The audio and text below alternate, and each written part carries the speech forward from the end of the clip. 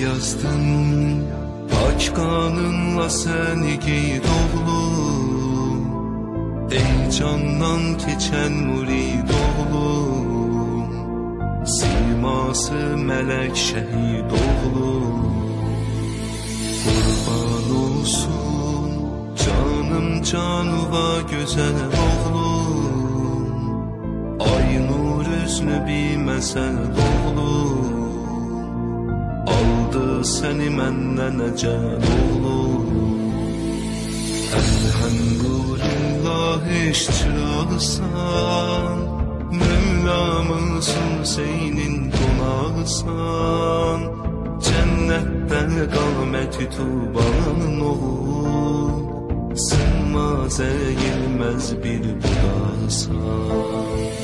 Heyrətli, izzətli şəhid